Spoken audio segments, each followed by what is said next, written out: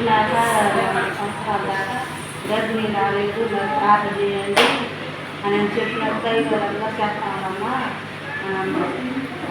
మనకి హాస్పిటల్లోనూ నేను అమ్మాయి పుట్టాలని ప్రార్థన రాసిచ్చాను. అమ్మాయి పుట్టాలని నాకు ఆశ ఉంది. మరి వాడబెట్టినవి ఒక అబ్బాయి ఉన్నాడు కదా ప్రార్థన చేయాలని 5 రోజులు కూడా చెప్పి నాకు చెప్పినాక 1 నెలకు మళ్ళీ పోసుకున్నా పిల్ల. ఆ పిల్లకి కూడా పోసుకున్నాను, నేను పోసుకున్నాను. హాస్పిటల్కి వెళ్తే అమ్మ నువ్వు ప్రెగ్నెంట్ అని చెప్పాను. వాళ్ళిద్దరే అది అసలు ఆశ్చర్యపోయాను.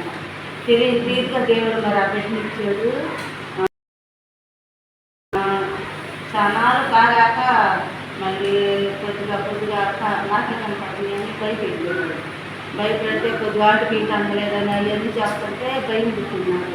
ప్రభా నువ్వు బిడ్డనిచ్చావు, మరి గర్భం ఇచ్చావు, మరి నీ చిత్తం ఆ బిడ్డ ఎక్కడన్నా కానీ ఏది కాకుండా మంచిగా ఉండి బిడ్డ మంచిగా ప్రార్థించి అంతవరకు నీ కాపుతారం చేయాలి నేను ప్రార్థన చేసుకున్నాను.